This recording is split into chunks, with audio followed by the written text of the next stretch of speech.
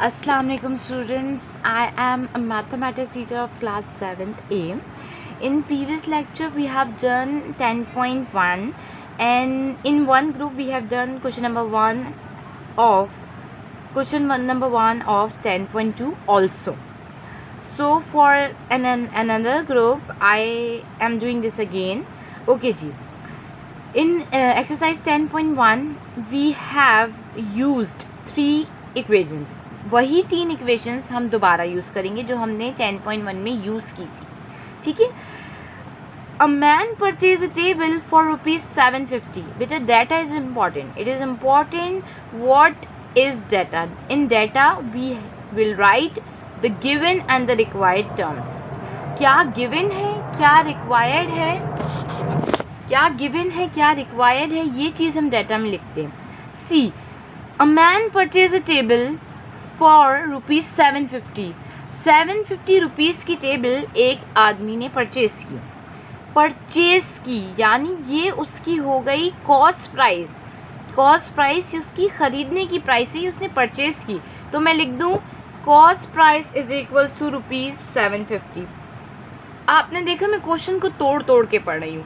इसकी रीज़न ये है कि आपको समझ में आए क्या गिवन है. एक साथ पढ़ेंगे. वर्ड प्रॉब्लम का मसला ये है, usually students will not understood word problem. The reason behind is very simple कि आप लोग वर्ड प्रॉब्लम की जो वर्डिंग्स हैं उसको पूरा एक साथ पढ़ लेते हैं और फिर आपको समझ नहीं आता. अब मैंने देखिए बताया, अ man purchase a table for ₹750. एक आदमी ने 750 रुपये की एक टेबल खरीदी. For how many rupees should he sell? कितने की उसको बेचने चाहिए?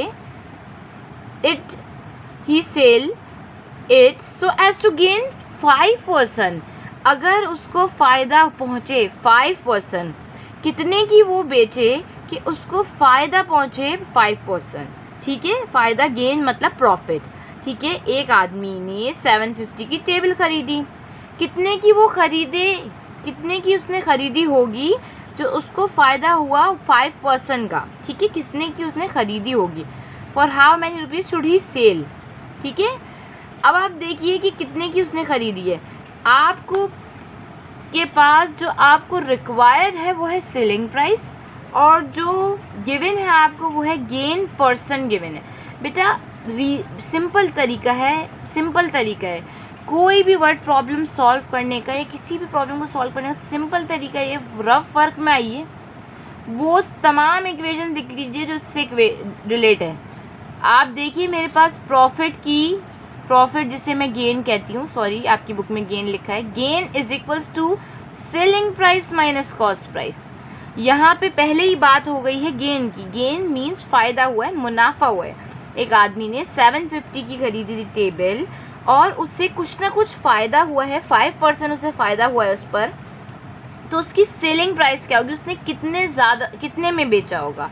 ये बेटा हमारे पास गेन का फॉर्मूला है और ये मेरे पास गेन परसेंट का फॉर्मूला है. मेरी जो रिक्वायरमेंट है बेटा, हमारे पास हमेशा हम ये नहीं देखते कि हमारे पास जो है वो फॉर्मूला में क्या है. मैं ये देखती हूँ कि मुझे क्या गिवन है, क्या रिक्वायर्ड है.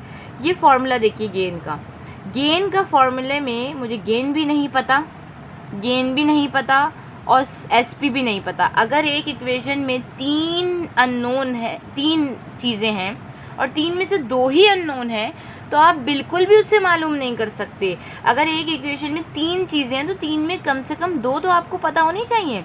अब आ जाइए गेन परसेंट पर. गेन परसेंट पता, टिक. गेन नहीं पता, इट्स ओके. सीपी पता. यानी इसमें सिर्फ और सिर्फ एक चीज़ है जो अननोन है, वो कि गेन है. यानी ये इक्वेशन यूज़ करके मुझे गेन मिल जाएगा.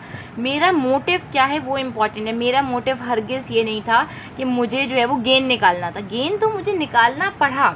एग्जाम्पल के तौर पर आपको पहुंचना है 10 में.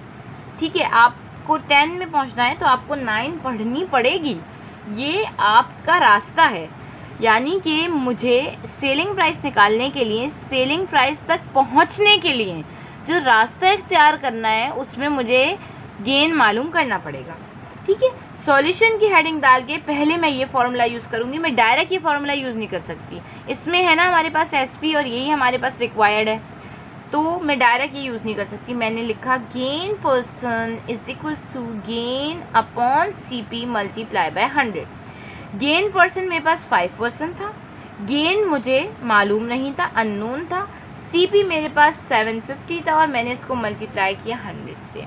ये 0 इस 0 से कैंसिल हो गया। 5 1s are 5, 2 carry, 5 5s are 25, 5 2s are 10। अब देखिए ये है एक 2 और ये है एक 15। कभी भी मेरे पास 2 और 15 आपस में कैंसिल नहीं हो सकते। जो चीज़ मुझे निकालनी है बेटे, जो चीज़ मुझे निकालनी है उसको मुझे करना है अकेला। मुझे निकालना है गेन और मुझे गेन को करना है अकेला। इसको अकेला करने का तरीका ये है कि ये जो चीज़ डिवाइड में है वो जाकर मल्टीप्लाई में हो जाएगी और जो चीज़ मल्टीप्लाई में थी इसके पास वो जाकर डिवाइड में हो जाएगी। अब आपको भी पता और मुझे भी कि कभी भी 2 15 से या 5 से नहीं होगा।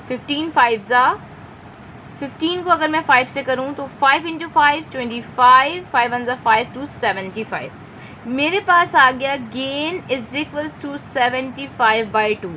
अब ये चीज़ मेरे पास 75, आप इसको 75 का आप डिवीजन में लीजिए। 2 1s 2 3s 6, 1 carry, 1 sorry reminder बचा है, और 2 7s 14, फिर 1 रिमाइंडर बचा है, पॉइंट लगा के मैंने 0 लिया है, और 2 5s हो गया ये 10। ठीक, गेन मेरे पास आ गया है 37.5। इसके साथ रुपीज़ लिखेंगे नहीं लिखेंगे तो मैं मार्क्स डिडक्ट करूँगी। ठीक है। अच्छा, एक बात बहुत इंपॉर्टेंट है, गेन में और गेन परसेंट में बड़ा फ़र्क है। आप लोगों की डिस्टिंग्विश नहीं कर पाते कि इसमें क्या फ़र्क है। एग्जाम्पल के तौर पर आपके थे आपके 900 में से होते हैं ना मार्क्स, आपके 900 में से 800 मार्क्स आए, तो 800 आपके मार्क्स हैं, और इस पे जो परसेंटेज आपको मिलेगी 90+ या 80+, वो आपकी परसेंटेज है। इन दोनों बातों में फ़र्क है। इसी तरह ये गेन है और वो गेन की परसेंटेज है। ठीक, अब मुझे अपना फॉर्मूला यूज़ करना है फाइनल। अब इस मुझे गेन पता चल गया तो मैं ये फॉर्मूला यूज़ करूँगी। Gain is equals to SP - CP। Gain मुझे पता 37.5, SP मुझे निकालना है तो इसको मैंने यहीं छोड़ दिया है। CP मेरे पास है 750। अब हमारे पास मुझे मालूम करना है SP, तो इसके पास एक्स्ट्रा 750 है। 37.5 + 750 इज इक्वल्स टू SP। ठीक, 37.5 + 750 मैं आपको ऐड भी करके दिखा देती हूँ। I am doing a rough work in front of you, I haven't use a calculator, so you should do it as well. जैसे मैंने किया है बिल्कुल आपने ऐसे ही करना है। आपने भी इसको मैनुअली करना है, क्योंकि मैं भी आपके सामने मैनुअली ही कर रही हूँ और I have shown you a rough work. तो जो मेरे स्टूडेंट्स हैं, I want a rough one in their copies. 750 में मैं 37.5 ऐड करूँगी तो मेरे पास ये बनेगा। पॉइंट की एडिशन में आपको बहुत मसला होता है बेटा। ये रहा 37, पॉइंट के नीचे आप पॉइंट लिखेंगे तो ये 37.00 हो गया, और ये 37.5 था मेरे पास, और ये हो गया 750.00। अब आप कहेंगे हमने 00 क्यों लगाया? 00 बेटा इसलिए लगाया, इसके बाद कोई डिजिट नहीं था ना, पॉइंट के नीचे हमें पॉइंट लिखना है। इसका मतलब है कि मेरा पॉइंट यहाँ लाई करता है और इसका पॉइंट यहाँ लाई करता है। अगर आप इसको आगे पीछे करेंगे तो कैलकुलेशन में प्रॉब्लम होगी। पॉइंट के नीचे पॉइंट, अब ये बनेगा 5, 0 as it is, 7 as it is, 5 और 3 8। ये एडिशन भी मैंने आपको करके दिखा दी। ये बनेगी SP = 787.50 रुपीज़। बेटा अगर वर्ड प्रॉब्लम में आंसर है तो फिर वर्ड प्रॉब्लम में क्वेश्चन है तो आंसर भी वर्ड प्रॉब्लम में होना चाहिए। So we are going to write the selling price of table is 787.50 rupees. देखिए उसने ख़रीदी थी 750 में और बेची 787.50 में। इनको प्रॉफिट हुआ 5% का। I hope you understood that. Okay जी बेटा, question number 2 is homework for you. Question number 2 is homework. Do question number 2। अल्लाह हाफिज़।